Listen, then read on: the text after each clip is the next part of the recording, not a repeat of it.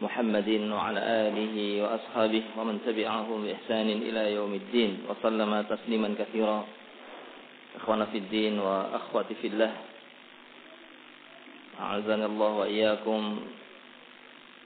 InsyaAllah kita lanjutkan dengan memohon pertolongan Allah Subhanahu wa Ta'ala. Pembahasan kita tentang memuliakan para ulama, dan sudah kita sedikit tergambar barangkali tentang para ulama, sehingga kita betul-betul mendudukkan seseorang pada posisinya, tidak menempatkan yang bukan ulama sebagai ulama, dan tidak kemudian menjadi orang yang tidak memuliakan ulama.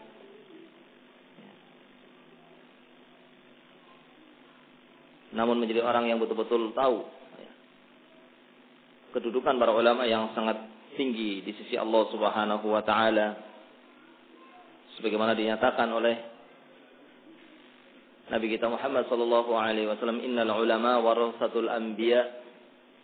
Para ulama itu adalah pewarisnya para nabi.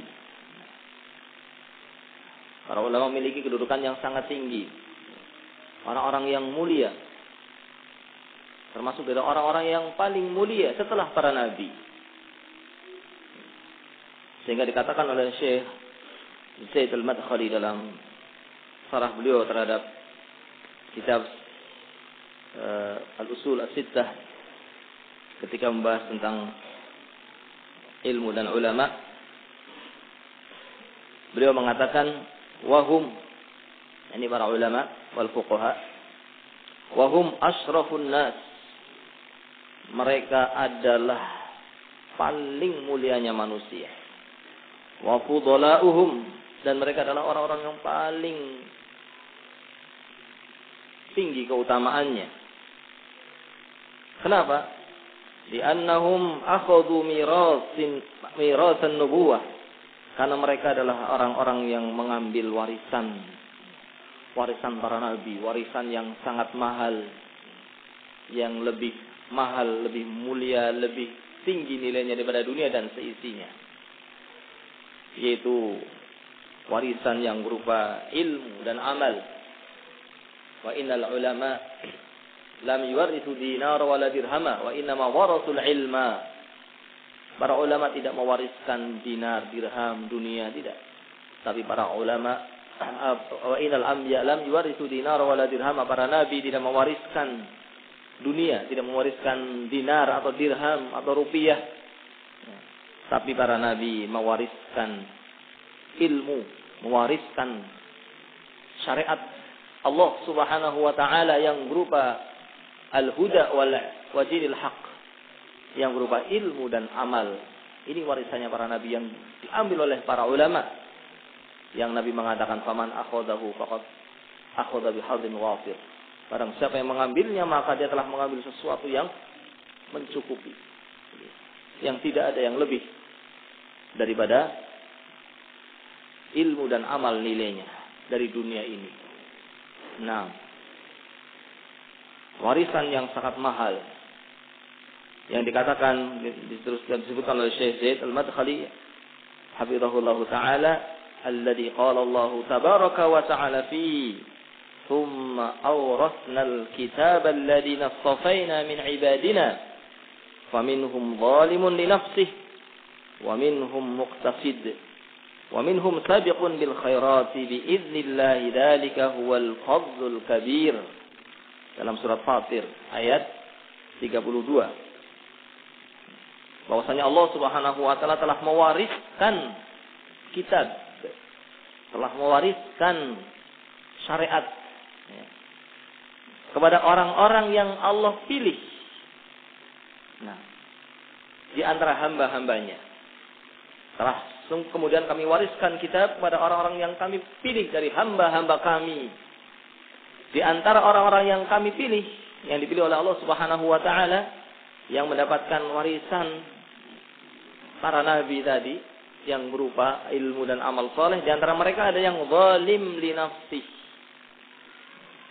yaitu orang yang muslim, mukmin, tapi masih melakukan kemaksiatan, meninggalkan kewajiban-kewajiban, menjalankan yang haram, yang dilarang.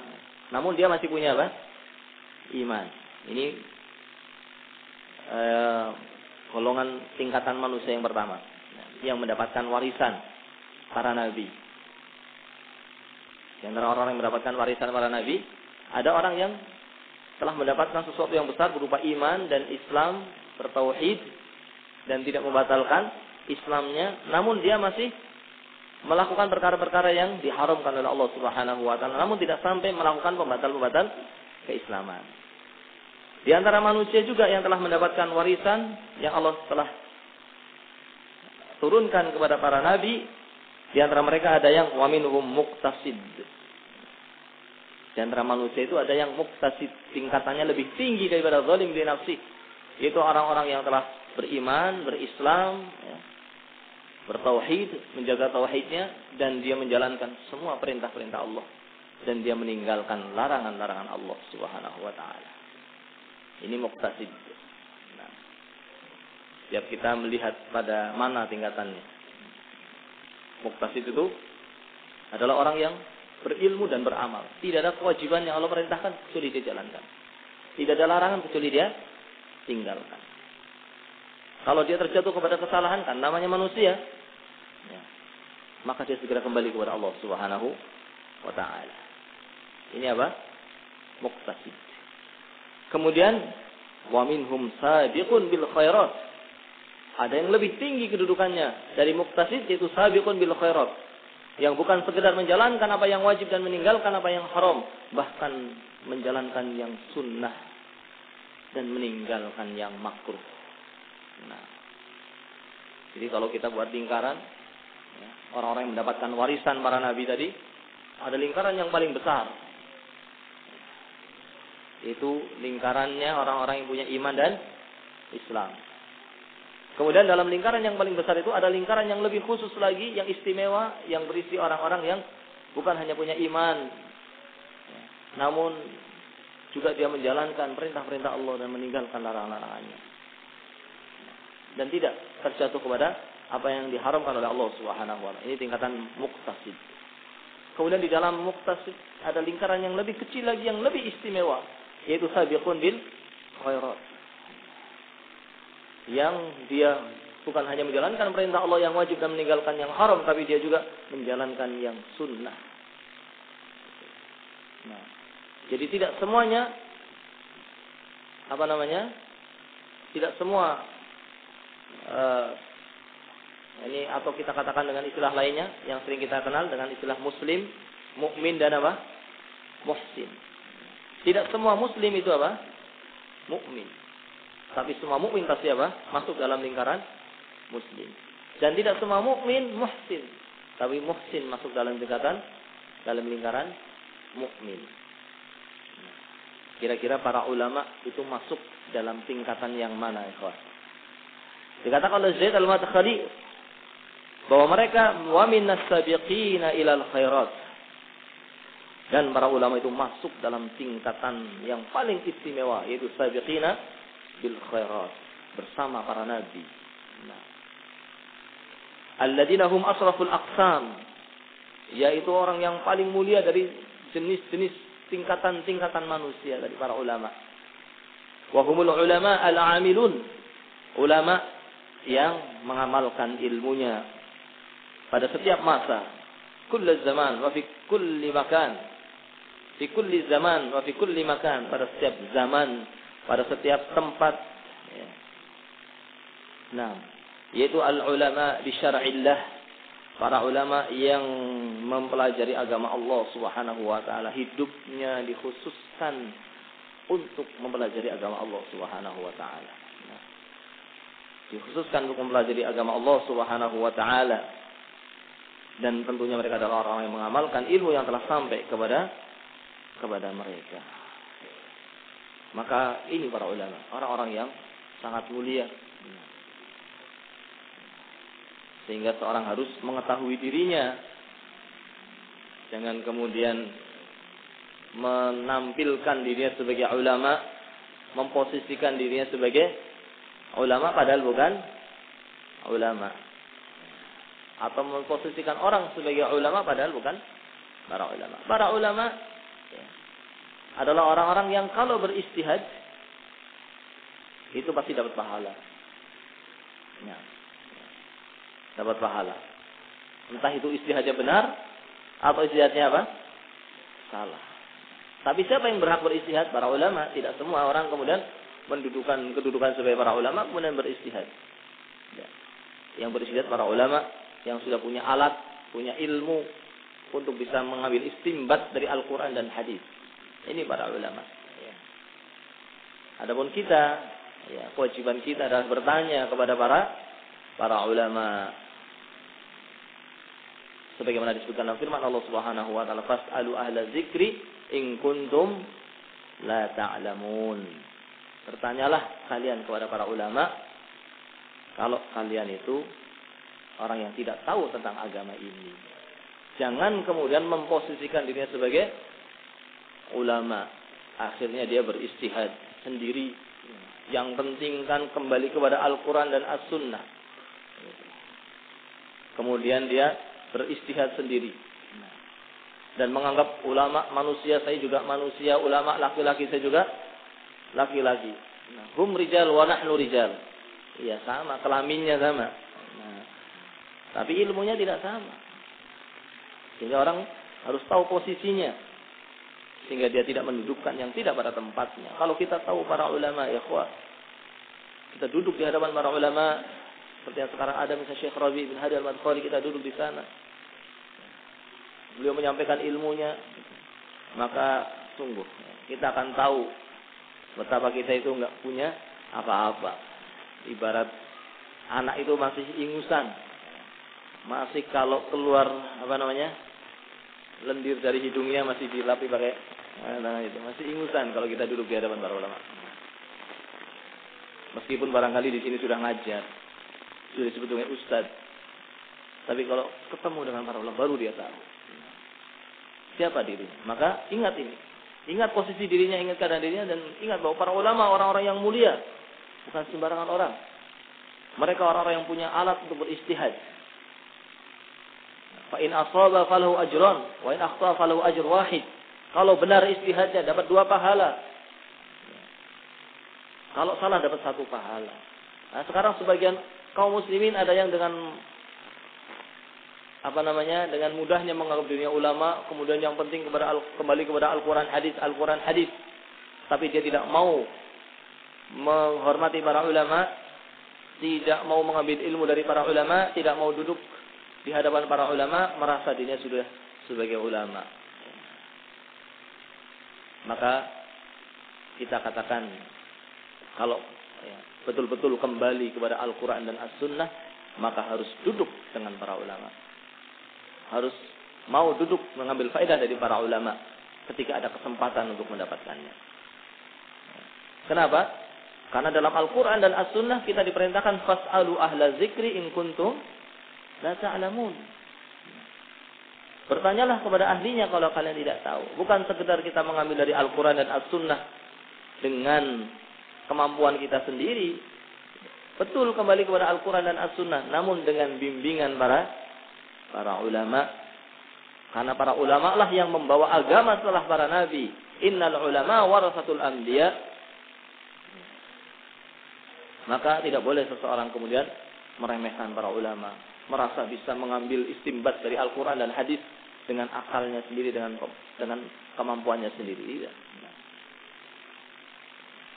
Mereka para ulama orang-orang yang sangat tinggi kedudukannya, Pak mulia, orang-orang yang memang bersungguh-sungguh dalam mengikuti manhaj para sahabat, dan orang-orang yang betul-betul menghabiskan umurnya untuk mempelajari agama Allah, untuk membela agama Allah, untuk memperjuangkan agama Allah Subhanahu wa taala. Sehingga tidak sembarangan orang kemudian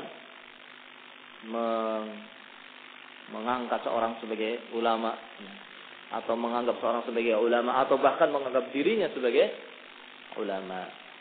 Dan jangan dianggap bahwa ulama itu kedudukannya biasa-biasa saja sehingga dia tidak ihtiram, dia tidak bersungguh-sungguh untuk mendatanginya, mengambil faedah darinya. Hadir di majelis ulama.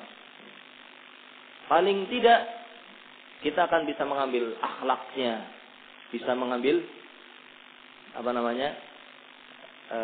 kepribadiannya. Dan banyak di antara para penuntut ilmu yang barangkali dia Allah Subhanahu wa taala tidak berikan kepada dia taufik atau tidak berikan kepada dia kemudahan untuk bisa mengambil ilmu dengan maksimal ya, dari para ulama. Tapi paling tidak dia bisa mengambil akhlaknya para ulama. Meskipun barangkali saya itu kemampuannya lemah ya. Untuk menghafal Qur'annya lemah, menghafal hadisnya lemah. Hadir di majelis ulama, engkau akan dapatkan ilmu dari ulama, dari kepribadiannya, dari akhlaknya, dari bicaranya, dari berjalannya, dari ketika menghadapi orang lain dan seterusnya. Nah, tawadhu'nya, kejujurannya, keikhlasannya. Bahkan disebutkan dalam sebuah riwayat bahwasanya yang hadir di majelisnya Imam Ahmad itu ribuan. Nah, puluhan ribu bahkan. Ya. Namun yang betul-betul sungguh-sungguh bisa mengambil ilmu itu paling 500. Yang lainnya mengambil apa? Mengambil akhlaknya, mengambil kepribadiannya, mengambil tawadhu'nya. Dan ini adalah sesuatu yang besar yang kadang tidak terlupakan. Kalau ilmu terkadang orang seakan-akan dia punya ilmu, bisa menjawab, bisa menyebutkan hadisnya, menyebutkan ayatnya, namun tidak mengamalkannya. Nah, mungkin bisa jadi seperti itu. Bisa jadi ada orang yang dari sisi ilmunya barangkali dia nggak hafal ayatnya, nggak hafal hadisnya, tapi dia mendapatkan ilmu tawadhu'nya para ulama, ikhlasnya para ulama, sehingga dia pun menjalankannya dalam kehidupannya. Maka dapat faedah yang besar ketika orang itu duduk di majelisnya para ulama, meskipun barangkali dia tidak bisa maksimal untuk bisa mendapatkan ilmu karena kemampuan dia, kemampuan yang Allah berikan kepada dia tidak bisa untuk mendapatkannya dengan maksimal. Nah, khana fiddin azanallahu wa iyyakum, maka demikian kedudukan para ulama yang tinggi di sisi Allah Subhanahu wa taala. Maka kita pun menginginkan anak-anak kita untuk bisa menjadi para ulama. Nah, sebagai cita-cita yang paling tinggi. Terlebih kalau mereka adalah anak-anak yang memang punya kecenderungan yang besar untuk menghafal Quran, menghafal hadis, punya semangat. Maka harus didorong yang seperti ini, kesempatan besar. Punya anak yang bisa menjadi seorang ulama, didorong. Jangan kemudian berpikir sebagaimana orang-orang awam mengatakan, kalau nanti anak saya mondok mau jadi apa? Nanti mau jadi apa besarnya? Ya jadi ulama, Masya Allah. Jadi ulama adalah menjadi manusia yang paling mulia. Menjadi manusia yang punya kedudukan yang tinggi. Bukan berarti kemudian juga tidak boleh untuk menjadi yang lainnya, bukan. Artinya ya barangkali ada anak-anak yang mungkin tidak punya kemampuan untuk menghafal yang kuat dan sebagainya. Atau dia setelah belajar merasa berat mempelajari agama Allah Subhanahu wa taala untuk bisa lebih serius lagi. Akhirnya dia bilang ke abinya, saya mau jadi penjahit sajalah. Saya mau belajar jahit. Boleh apa tidak belajar jahit? Ya boleh saja. Menjahit bermanfaat apa tidak? Ya bermanfaat. Mau menjadi penjahit bermanfaat, mau menjadi petani bermanfaat, mau menjadi pedagang bermanfaat. Tapi penjahit yang ahlu sunnah, petani yang ahlu sunnah. Kan ahlu sunnah bermacam-macam. Apa ahlu sunnah semua jadi ulama? Tidak, macam-macam. Tapi harus punya akidah yang benar, punya manhaj yang benar, punya akhlak yang benar. Tidak apa-apa. Bukan berarti kita larang, bukan. Tetapi kalau anak itu punya kecenderungan untuk belajar agama yang sangat tinggi, yang sangat mulia, jangan kemudian kita mengalahkannya untuk biar menjadi seorang yang orang yang punya kemampuan untuk bisa mencari dunia yang banyak.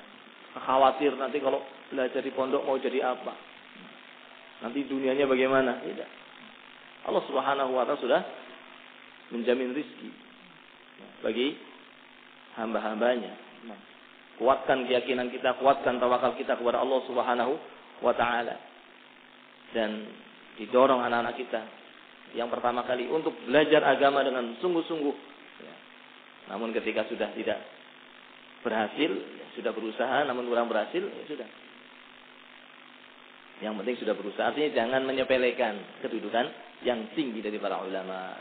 Nah, tapi kalau kemudian tidak jadi ulama, ya yang penting sudah berusaha dan dia sudah mengetahui manhaj yang benar, meskipun dia mungkin nanti tidak jadi ulama tapi jadi yang lainnya. Tidak apa-apa, karena juga yang penting dia masih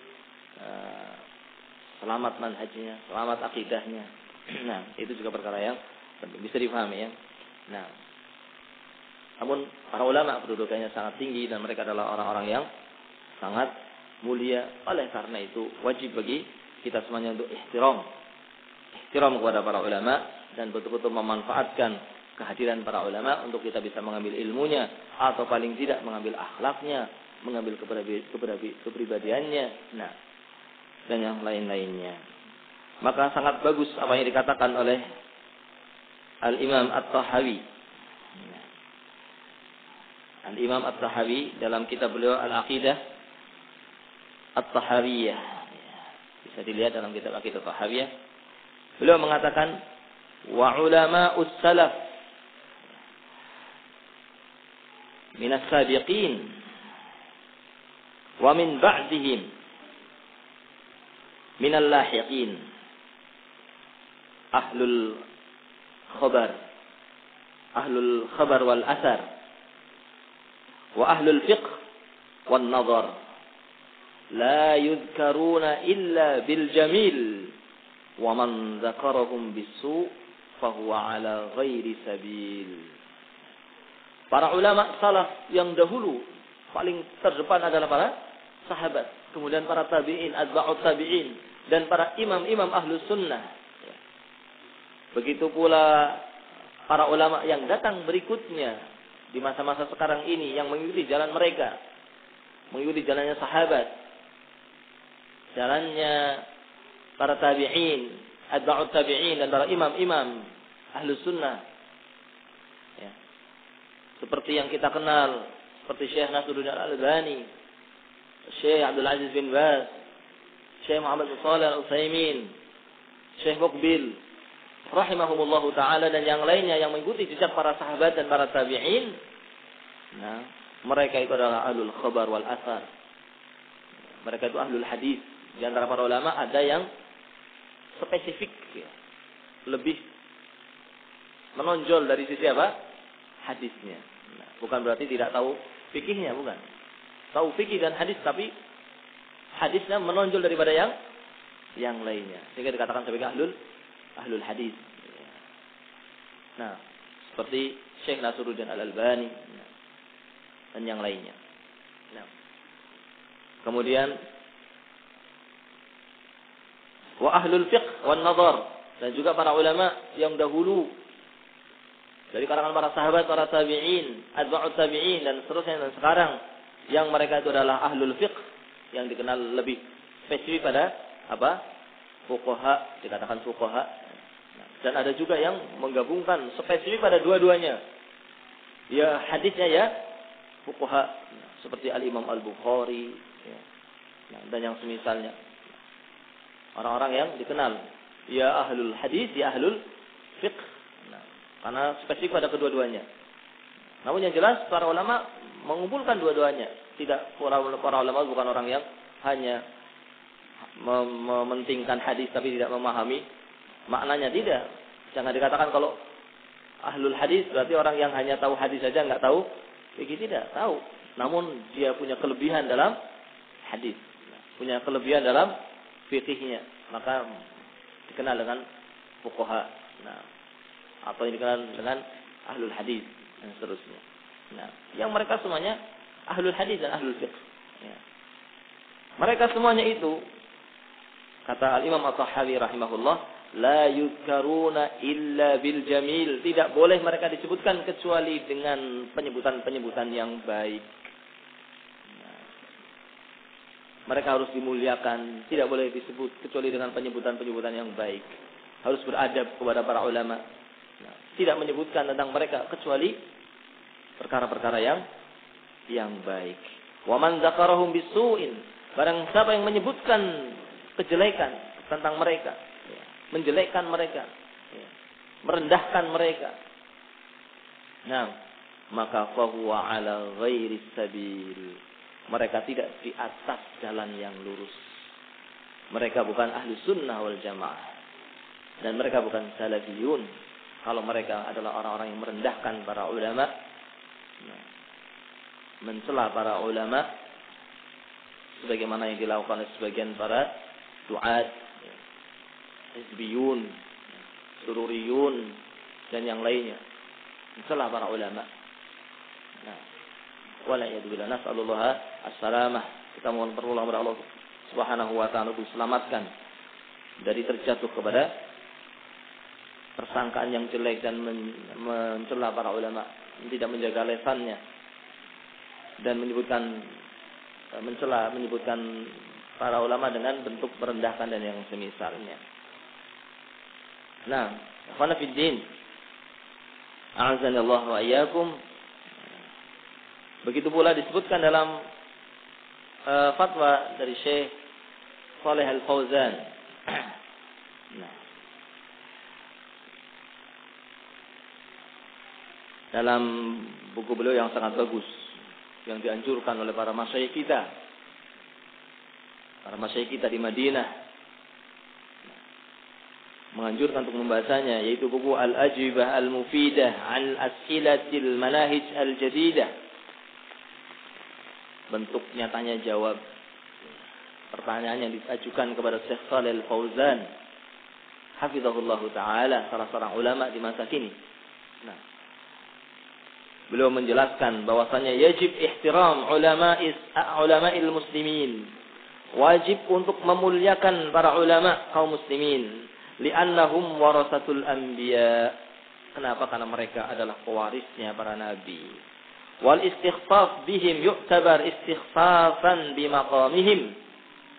Nah, wa warasatihim lin nabi sallallahu alaihi wasallam. Merendahkan ulama, melecehkan ulama, ini sama saja melecehkan kedudukannya, merendahkan warisannya, merendahkan agama ini, merendahkan apa yang dibawa oleh mereka dari ilmu dan amal, dari petunjuk, dari al-huda wa dinil haq.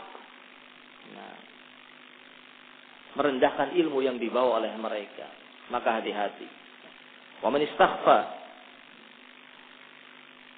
bil ulama istaghfa bi ghairihim minal muslimin min babi aula. Kalau ulamanya saja sudah direndahkan, maka kemungkinan besar dia tentu akan merendahkan apa?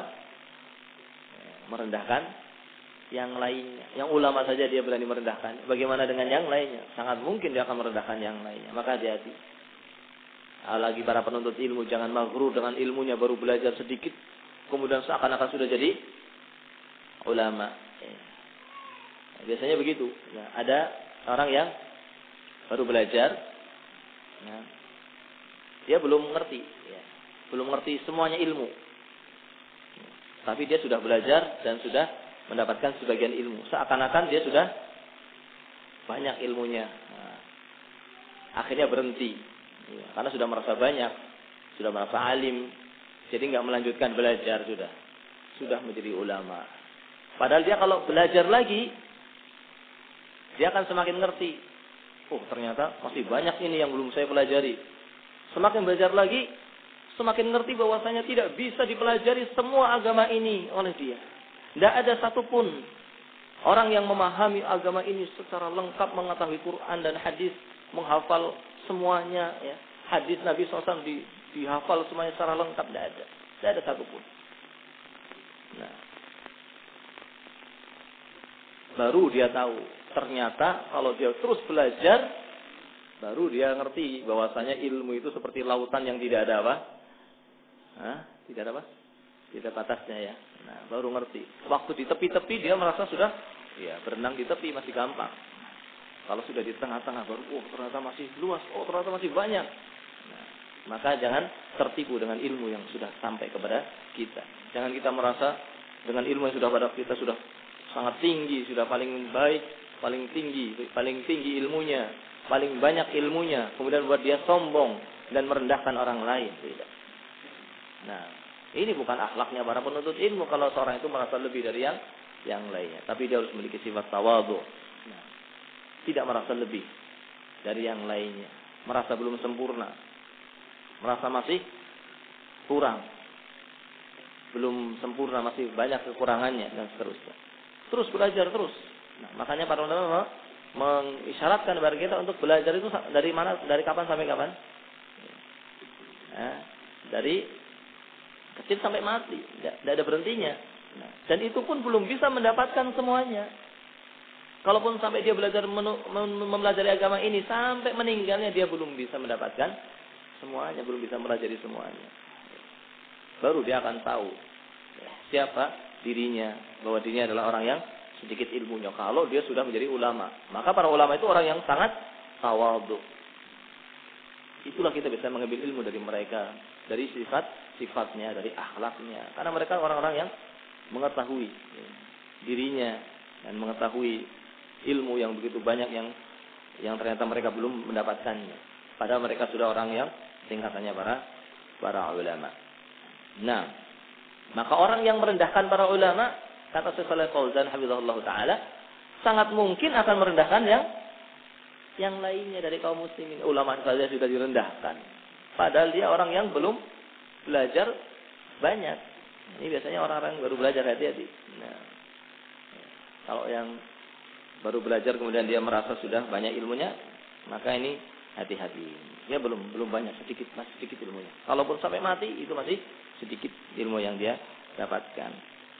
Fal ulama, maka para ulama yajibu ihtiramuhum li'ilmihim wa limakanatihim fil ummah. Maka para ulama wajib bagi kita semuanya, bagi kaum muslimin untuk memuliakannya, menghormatinya karena ilmu yang ada pada mereka. Karena mereka adalah orang-orang yang membawa warisan para nabi dan karena kedudukan mereka yang memang ditinggikan oleh Allah Subhanahu wa taala. Mereka adalah orang yang dimuliakan oleh Allah Subhanahu wa taala. Nah, dan karena tanggung jawab mereka wali mas'uliyatihim allati yatawallawnaha li salihil Islam wal muslimin, tanggung jawab mereka yang besar yang dengan mereka maka terjaga. Allah menjaga Islam dengan mereka para ulama. Allah menjaga Islam ini dengan para ulama. Maka mereka adalah orang-orang yang punya tanggung jawab yang besar yang dengan mereka akan baik keadaan umat. Dengan adanya para ulama akan baik keadaan suatu masyarakat. Nah, makanya tempat-tempat yang di sana diajarkan Islam, diajarkan akidah yang benar, itu tempat-tempat yang dijaga, perlu kita jaga, perlu kita hidupkan, perlu kita upayakan supaya tetap ada dan berjalan dengan baik kegiatan belajar mengajar yang ada di sana, mengajarkan Islam, mengajarkan agama ini. Nah, sehingga tercetak para ulama. Yang manfaatnya tidak hanya untuk dirinya sendiri, tapi untuk orang lain, bahkan untuk kaum muslimin. Dengan adanya ulama maka akan baik keadaan suatu masyarakat. Nah. Wa idza lam yuwathiq bil ulama fa biman yuwathiq. Kalau tidak siqah, tidak percaya dengan ulama, sudah merendahkan ulama sebagaimana orang-orang Khawarij atau yang semisalnya yang menganggap ulama itu enggak tahu kecuali haid, kecuali nifas, direndahkan. Nah, sehingga tidak kembali kepada mereka dalam segalanya, segala perkara agama ini. Kalau masalah fikih kembali kepada ulama, kalau masalah jihad tidak mau kembali kepada ulama. Nah, ini orang-orang Khawarij seperti ini. Nah, akhirnya kemudian merendahkan para ulama, bahkan seperti Sururiyun menganggap para ulama sebagai orang-orang yang tidak mengerti fiqhul waqi'. Nah, sehingga yang mengetahui fiqhul waqi' itulah yang dianggap sebagai ulama, yang mengetahui kenyataan keadaan dunia ini, keadaan negeri lain, itulah yang dikatakan ulama. Padahal mereka tidak punya ilmu. Maka itu tadi. Kita harus percaya kepada para ulama. Kita kembalikan masalah agama kita kepada para ulama. Kita tanyakan kepada para ulama. Nah, dan kita muliakan, kita dudukan mereka sesuai dengan kedudukan yang Allah tempatkan bagi mereka. Wa idza dha'at istiqah bil ulama. Kalau sudah hilang kepercayaan umat kepada ulama. Nah, wa ila man yarji'ul muslimin li halli masyakilihim. Mau kembali kepada siapa umat ini dalam menyelesaikan masalahnya? Mau kembali kepada orator-orator yang hanya pandai bicara, yang tidak ikhlas dalam mengajak kepada agama Allah Subhanahu wa taala, yang punya maksud-maksud dengan ajakannya kepada kelompoknya, kepada pribadinya, atau yang semisalnya. Nah, kepada siapa kalau tidak kepada para ulama untuk menyelesaikan masalah kaum muslimin, wali bayanil ahkam asyar'iyyah, untuk mengetahui hukum-hukum syar'i. Wa hina idin tadi' al-ummah wa tashi' al-fawdha. Sungguh malapetaka yang besar ketika kaum muslimin tidak mengenal ulamanya, tidak menghormati ulamanya, dan melecehkan para ulamanya. Nah, wal alim idza ijtahada wa asaba falahu ajran, wa idza ijtahada fa akhta falahu ajrun wahid wal khata' maghfur. Seorang alim apabila beristihad, kalau benar dapat 2 pahala, dan apabila salah mendapatkan 1 pahala. Allah memaafkan kesalahannya. Ini ulama kedudukannya sangat tinggi. Salah pun dapat pahala. Nah, maka mereka orang-orang yang mulia. Meskipun kita tidak boleh mengikuti kesalahannya. Kalau kita sudah tahu bahwa itu salah, tidak boleh kita mengikuti pendapatnya yang salah. Meskipun itu pendapatnya Imam Syafi'i. Ulama yang kita muliakan, ulama yang kita menghormatinya, ulama yang kita yakini, beliau berada di atas jalannya para sahabat. Ya. Namun yang salah tidak kita ikuti. Tapi kita yakin bahwa ijtihad beliau dapat pahala. Kalau salah pun dapat pahala. Dan para ulama itu bukan orang-orang yang mengikuti hawa nafsu dalam beristihad, tapi karena keterbatasan ilmu yang sampai kepada mereka. Nah, tapi kalau kita mengikuti pendapat yang salah, setelah kita tahu ini salah, kita ngerti ini hadis, ini ayat, ini pendapat salah, kita tetap mengikuti yang salah, nah, ini bukan memuliakan para ulama, dan ini bukan menghormati para ulama, dan bukan mengikuti jejaknya para ulama. Karena para ulama tidak menginginkan untuk diikuti kalau salah. Nah. Wa ma min ahadin istakhfa atau istahassa bil ulama. Istahassa asalnya. Tadi membacanya wa man istahassa bil ulama illa waqad arrada nafsahu lil 'uqubah. Dan tidaklah siapapun yang merendahkan ulama kecuali sama saja dia setelah menyerahkan dirinya untuk dikenai hukuman Allah Subhanahu wa taala. Siapa saja, lihat akibatnya nanti dia akan terkena hukuman Allah Subhanahu wa taala. Wa tarikh khairu syahidin ala dzalika qadiman wa haditsa.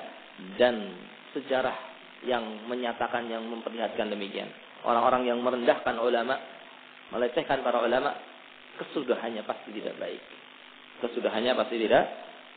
Dan dia orang yang sama saja telah menyerahkan dirinya untuk terkena hukuman Allah Subhanahu wa taala. Wala siyama idza kana haula al-ulama mimman ukila ilaihim an-nadhar fi qadaya al-muslimin. Terlebih apabila mereka para ulama adalah orang-orang yang memang diserai untuk mengurusi urusan kaum muslimin secara umum, seperti hakim misalnya, atau seperti hay'ah kibar al-ulama yang memang diserai tugas untuk menjawab pertanyaan-pertanyaan dan yang semisalnya untuk membantu menyelesaikan permasalahan-permasalahan umat secara umum. Maka mereka adalah orang-orang yang harus kita jaga lisan-lisan kita untuk tidak menyebutkan kecuali yang baik. Dan bukan berarti sebagaimana tadi kita katakan, kemudian kita menjadi orang yang taklid menjadi orang yang fanatik buta, tidak. Nah, semuanya harus kita timbang dengan agama Allah Subhanahu wa taala. Tapi kita mengikutinya, menghormatinya, memuliakannya, mengambil faedah dari para ulama. Kita mengambil faedah dari mereka, namun kita timbang semuanya dengan Al-Quran dan As-Sunnah. Karena yang kita ikuti adalah Rasulullah Sallallahu Alaihi Wasallam. Makanya ketika Syekh Fauzan ditanya, ma hukmu man ahabba aliman aw da'iyah, wa qala inni uhibbuhu hubban katsira la uridu an asma'a ahadan yaruddu alayhi, wa ana akhudhu bi kalamihi hatta wa in kana mukhalifan lid-dalil li'anna hadha asy-syekh a'rafu minna bid-dalil. Ketika ada pertanyaan, apa hukumnya orang yang mengatakan atau orang yang mencintai seorang alim atau orang yang mencintai seorang dai, seorang ustadz, dan dia mengatakan saya mencintainya dengan cinta yang luar biasa. Saya tidak ingin mendengar ada satupun orang yang menyalahkan dia. Dan saya akan mengikuti ucapan dia meskipun menyelisih dalil. Kira-kira apa hukumnya orang seperti ini? Kata Syekh, hadza ta'assubun mamqutun madmum la yajuz. Yang seperti ini tidak boleh. Bukan berarti kita mengikuti para ulama, ya, kembali kepada para ulama, ya, bukan berarti kemudian apa? Kita ta'assub, ya, mengikutinya tanpa menimbang apakah sesuai dengan Al-Quran dan As-Sunnah apa tidak. Nahnu nuhibbul ulama walillahil hamd, kita mencintai para ulama, alhamdulillah. Wa nuhibbud du'at fillah, kita mencintai para dai, para asatidah azza wa jalla. Lakin idza akhta'a wahidun minhum, kalau mereka salah satu di antara mereka terjatuh pada salah, mengatakan perkataan yang salah di mas'alatin, dalam satu masalah, atau membaca ayat salah misalnya, atau apa menjawab suatu pertanyaan salah, ya, wa nahnu nubayyin al-haq fi hadhihi al-mas'alah bid-dalil, dan maka kita akan menjelaskan yang hak, yang benar ini adalah benar, dan perkataan ustaz saya salah. Tapi tetap apa? Ihtiram. Tapi yang hak adalah hak, yang batil adalah batil. Wala yunqisu dzalika min mahabbatil mardud alaihi wala min qadrihi, dan bukan berarti ini kita merendahkannya atau tidak menganggap, berarti kita tidak mencintainya, tidak. Tapi ini dalam rangka untuk menyatakan yang hak adalah hak, yang batil adalah batil. Yaqul Imam Malik rahimahullah, berkata Imam Malik rahimahullah, ma minna illa raddun wa mardud alaihi illa sahibu hadzal qabr. Tidaklah di antara kita kecuali bisa diterima atau ditolak pendapatnya, ucapannya, kecuali yang dikubur di makam ini, yaitu Rasulullah sallallahu alaihi wasallam. Nahnu idza raddadna ala ba'di ahli ilmi, kalau kita membantah atau mengatakan ini pendapat yang salah, wa ba'dul fudala, dan juga para ulama yang lainnya yang memiliki keutamaan, laisa ma'na hadza annana nubghiduhu, bukan berarti kita membencinya, tidak. Au natanaqashu, berarti kita merendahkannya, tidak. Wa inna ma nubayyin as-shawab, tapi maksud kita menjelaskan ini yang benar, itu pendapat yang salah. Nah, maka para ulama itu mengatakan ketika ada temannya yang salah, dari kalangan ulama yang lainnya ada yang salah, dia mengatakan fulan habibuna, ulama fulan si A adalah orang yang sangat saya cintai. Walakin al-haqqa ahabbu ilaina minhu, tetapi kebenaran lebih aku cintai. Jadi dicintai, tapi kebenaran lebih dicintai. Hadza huwa at-tariq as-sahih. Itu yang benar. Bukan maksud kita memuliakan, menghormati, mengambil faedah berarti tanpa menimbang dengan dalil, tapi menimbang dengan dalil. Dan para ulama, kalau mereka para ulama tentu sangat maka itulah yang diinginkan oleh para ulama. Tidak ada para ulama yang mengajak kepada dirinya. Dan para ulama ketika salah dan diberitahu dengan sangat senang. Orang yang betul-betul mengikuti manhaj salaf ketika salah dan diberitahu dengan sangat senang dia untuk kembali kepada kebenaran. Karena para ulama, para penuntut ilmu yang betul-betul penuntut ilmu yang sesungguhnya adalah orang-orang yang mutawadhi', orang yang tawadhu.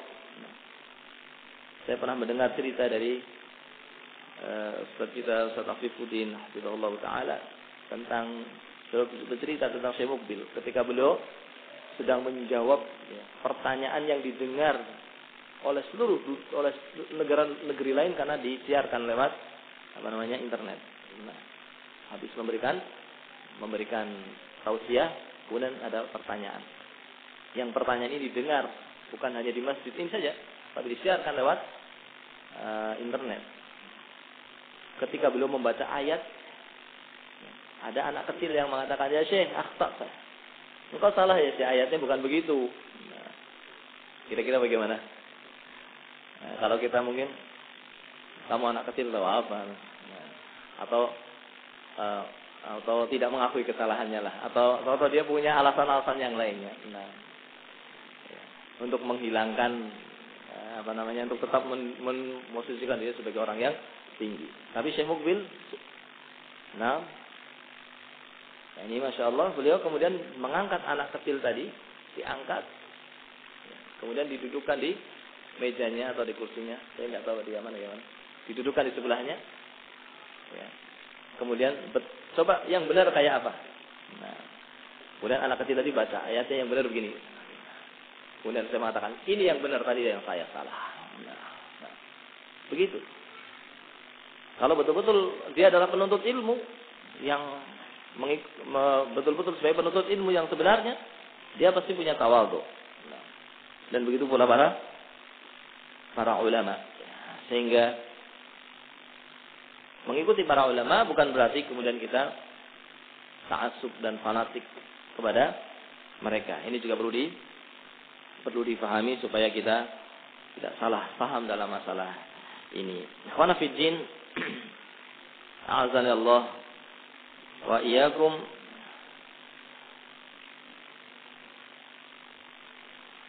Maka kita mengambil faedah dari para ulama. Pertama, kita memuliakan para ulama dan kita mengambil faedah dari mereka dan kita menempatkan pada tempatnya sebagai seorang yang harus dimuliakan, dihormati, diambil faedahnya, namun tidak sampai kepada menganggap mereka sebagai seperti Rasulullah SAW yang maksum, yang tidak mungkin salah, ditempatkan pada tempatnya. Dan adanya daurah yang jazakumullah khairan para asatidzah kita dengan dengan upaya yang besar telah berupaya untuk mendatangkan para masyayikh, para ulama, dan ini bahkan yang daurah yang berapa? Ke-8 apa ya? Nah, ini adalah perkara yang patut disyukuri, patut didukung untuk berta'awun 'alal birri wat taqwa, didukung dan dijaga untuk terus kegiatan-kegiatan menghadirkan para ulama ahlus sunnah wal jamaah atau para penuntut ilmu yang duduk di hadapan para ulama. Ini yang saya maksud ya. Mengambil ilmu dari para ulama bukan berarti tidak boleh mengambil faedah dari para penuntut ilmu. Jangan disalahpahami ya. Nah, kan ustaz-ustaz kita masih para penuntut ilmu gitu kan. Berarti kita tidak boleh ngambil ilmunya, bukan berarti kita tidak boleh mengambil faedah, bukan itu. Maksudnya jangan didudukkan seorang yang bukan ulama sebagai ulama. Itu maksudnya. Tapi mengambil faedah, ambil faedah selama dia adalah orang yang di atas manhaj yang sahih dan dia adalah orang yang bisa memberikan faedah. Dia orang yang istiqomah di atas manhaj salaf, ambil faedahnya. Meskipun dia mungkin anak kita. Meskipun dia adalah adik kita, meskipun lebih muda dari kita ambil faedah. Tetapi jangan kemudian kita mendudukkan yang bukan ulama sebagai ulama, apalagi mendudukkan diri kita sebagai ulama. Nah, ini sudah tidak tahu diri. Nah, maka ikhwan fillah azanallahu wa iyyakum, kita bersyukur kepada Allah Subhanahu wa taala dan kita berterima kasih dan kita doakan jazakumullah khair kepada para asatidzah dan yang lainnya yang membantu terselenggaranya acara daurah dengan mendatangkan para masyayikh ini merupakan juhud, merupakan upaya yang sangat besar, upaya yang sangat bermanfaat bagi umat ini, bagi diri kita, bagi keluarga kita, bagi anak-anak kita, bagi kaum muslimin secara umum, untuk kita dukung, untuk kita bantu apa yang kita bisa bantu, dan untuk kita menghadirinya, mengambil faedah dari mereka. Nah, karena ini bentuk dari at-ta'awun 'alal birri wat taqwa. Nah, dan kita diperintahkan oleh Allah Subhanahu wa taala untuk melakukan itu. Wa ta'awanu 'alal birri wat taqwa wa la ta'awanu 'alal itsmi wal 'udwan. Allah melarang kita untuk ta'awun 'alal birri wat taqwa dan melarang kita untuk ta'awun 'alal itsmi wal 'udwan. Kalau bukan ahlu sunnah yang melakukan ta'awun 'alal birri wat taqwa, terus siapa lagi? Ahlul bid'ah yang suruh ta'awun. Ya, nanti 'alal itsmi wal 'udwan. Maka kita harus siap berkorban untuk agama ini, berkorban untuk dakwah ini. Apa yang kita bisa bantu dari mungkin harta kita, atau mungkin waktu kita, atau tenaga kita, untuk perkara yang baik yang berkaitan dengan dakwah. Apakah itu daurah nasional, apakah itu dakwah di tempat ini, di ma'had ini, atau di mana kita berada yang di sana diajarkan manhaj Ahlus Sunnah wal Jamaah, kita berusaha untuk menjalankan perintah Allah Subhanahu wa taala, wa ta'awanu 'alal birri wat taqwa wa la ta'awanu 'alal itsmi wal 'udwan. Karena inilah yang akan menjadi sebab-sebab keberuntungan. Dan ini sesungguhnya makna dari firman Allah Subhanahu wa taala sudah kita hafal, wa tawassaw bil haqq. Nah, wa tawassaw bil haqq wa tawassaw bis sabr. Ini bagian daripada apa? Ta'awun 'alal birri wat taqwa. Yang Allah menyatakan dalam surat tadi, dalam surat wal asr itu, al asr, bahwasanya innal insana lafi khusr. Allah bersumpah wal asr, innal insana lafi khusr. Demi masa, sungguh manusia itu betul-betul dalam kerugian. Semuanya, jenis manusia. Apakah itu apakah itu yang disebut sebagai penguasanya, atau itu yang disebut sebagai masyarakat jelata, ataukah itu yang disebut sebagai orang kayanya, atau orang miskinnya, atau yang disebut sebagai ustadznya, atau orang awamnya, semuanya terancam dengan celaka. Illa alladziina aamanu wa 'amilus shalihat wa tawassaw bil haqqi wa tawassaw bis sabr. Sampai dia memiliki 4 perkara. Memiliki iman, memiliki amal saleh, dan memiliki ta'awun 'alal birri wat taqwa. Saling berwasiat kepada kebenaran dan masuk di dalamnya ta'awun 'alal birri wat taqwa.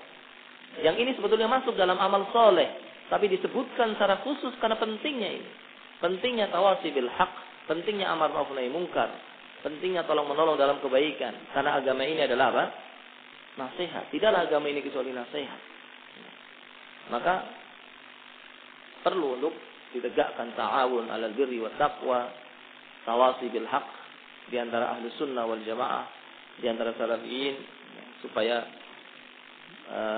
untuk menjalankan perintah Allah Subhanahu wa taala dan untuk semakin tersebarnya dakwah, tegaknya dakwah. Nah, apalagi dengan mendatangkan para ulama, para masyayikh yang ma'ruf, yang mereka duduk di hadapan para ulama, maka ini adalah amalan yang besar yang harus kita dukung, kita siap untuk melakukan apa yang bisa kita bantu dan seterusnya untuk acara yang besar ini. Dan semuanya tentu saja harus dilakukan dengan apa?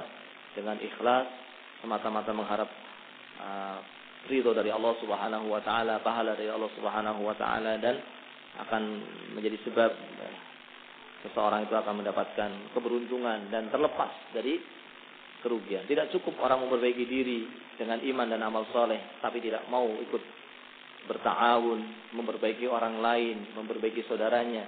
Bahkan itu bukan iman yang sempurna, karena Nabi kita Muhammad SAW mengatakan, la yu'minu ahadukum hatta yuhibba li akhihi ma yuhibbu li nafsihi. Tidaklah sempurna iman salah seorang di antara kalian sampai kalian mencintai saudara kalian seperti mencintai diri kalian sendiri. Sehingga harus ada pengorbanan, harus ada upaya untuk ikut beramar ma'ruf nahi munkar, ikut andil dalam dakwah, ikut andil dalam ta'awun 'alal birri wat taqwa wa tawassaw bis sabr, dan sabar dalam melakukan ini semuanya. Karena pasti syaitan tidak akan membiarkan kita untuk beriman, tidak akan membiarkan kita untuk beramal soleh, tidak akan membiarkan kita untuk ta'awun 'alal birri wat taqwa. syaitan dari kalangan jin dan dari kalangan ins, dari kalangan manusia akan menghalangi. Maka sabar. Nah, harus pakai sabar. Makanya sabar ini disebutkan setelah watawasau bil haq. Karena memang orang yang melakukan tawasau bil haq, dia akan mendapatkan rintangan. Karena syaitan tidak akan membiarkannya. Maka harus ada sabar. Kalau tidak punya sabar, bagaimana dia bisa ta'awun 'alal birri wat taqwa? Kalau tidak punya sabar, bagaimana dia bisa watawasau bil haq? Tidak bisa. Kecuali dengan sabar. Bahkan kalau dia tidak sabar, bagaimana dia bisa memperbaiki dirinya? Tidak bisa memperbaiki diri. Oleh karena itu sabar memiliki kedudukan yang tinggi. Sebagaimana disebutkan oleh sahabat Ali bin Abi Thalib yang dinukilkan diantaranya oleh Imam Al-Lalikai dalam kitab beliau. Nah, I'tiqad Ahlus Sunnah wal Jamaah syarh apa namanya? Al-Lalikai. Al-I'tiqad Ahlus Sunnah wal Jamaah Al-Lalikai dikatakan di sana asar dari sahabat Ali bin Abi Thalib bahwa beliau mengatakan as-sabr. Nah, manzilatus sabr ala al-Islam bimanzilati ar-ra's ala al-jasad atau kama qala radhiyallahu anhu, kedudukan sabar dalam Islam itu sebagaimana kedudukannya kepala bagi anggota badan. Maka harus sabar. Apalagi Ahlus Sunnah. Tidak bisa jadi Ahlus Sunnah tanpa sabar. Tidak bisa. Mau jadi Ahlus Sunnah tapi tidak punya sabar, tidak bisa. Karena dikatakan dalam hadis apa? La tazalu ta'ifatum min ummati zahirina 'alal haqq la yadurruhum man khadalahum hatta ya'ti amrullah. Akan terus ada taifah, sekelompok dari umatku yang terus di atas kebenaran. Tidak akan bermadarat kepada dia orang-orang yang menyelisihinya. Dia tetap kokoh, sabar. Kalau tidak sabar bagaimana kan bisa mengikuti jalannya Rasulullah sallallahu alaihi wasallam. Maka qana fiddin azanallahu iyyakum. Mudah-mudahan apa yang kita sampaikan ini bermanfaat dan bisa menjadi dorongan bagi kita untuk mengambil faedah dari para ulama dan ikut ta'awun dalam acara yang besar ini. Dan juga jangan lupa dalam menghadirinya harus ikhlas, ya, juga harus betul-betul mengambil faedah, punya tulisan, punya pulpen, ya, bawa pulpen ya, bawa tulisan. Nanti kalau mendengar Syekh menyampaikan ceramah diterjemahkan, ditulis. Nah, jangan cuma mengandalkan nanti kan ada rekamannya. Nah, nanti saya mau dengar pakai rekaman aja, dengarkannya sambil tiduran, pengantar tidur, ya nggak jadi dengarkan. Nah, ketika mau mendengarkan misalnya baterainya habis, nggak jadi dengarkan, atau apalagi rusak alatnya, nggak jadi dengarkan. Maka dia menulis, ditulis, dijaga agama ini dengan tulisan, ilmu dengan tulisan. Kemudian juga perkara yang penting untuk memiliki sifat rahmah dan lembut ketika menghadiri acara tadi. Karena akan berdatangan orang-orang yang dari luar Jawa yang mungkin tabiatnya berbeda. Nah, maka kita harus punya sifat rahmah, sifat lembut, ya, untuk membalas sesuatu yang tidak baik dengan kebaikan. Nah, membalas sesuatu yang tidak baik dengan kebaikan dan memiliki sifat kasih sayang, mencintai dan memiliki sifat rahmah kepada yang lainnya dari saudara-saudara kita yang lainnya, sehingga akan turun rahmat Allah Subhanahu wa taala. Barangkali ini mudah-mudahan bermanfaat. Saya kira tidak perlu ada pertanyaan ya. Nah, nanti kalau ada pertanyaan biar diberikan kepada yang berhak untuk menjawabnya. Insyaallah Ustaz Komar barangkali pada saat kita ketemu pertanyaan ditujukan kepada beliau saja atau kepada yang semisal beliau, ya, Ustaz Usama, Ustaz Askari, Ustaz Afif. Ya, saya hanya menambali saja. Nah, tidak ada rotan barangkali akar jadi sudah. Nah, ini bukan akar, bongkahan kayu sudah jadi. Nah, mudah-mudahan bermanfaat. Wallahu taala a'lam bishawab. Subhanakallahumma wa bihamdika asyhadu an la ilaha illa anta astaghfiruka wa atubu ilaik. Assalamualaikum warahmatullahi wabarakatuh.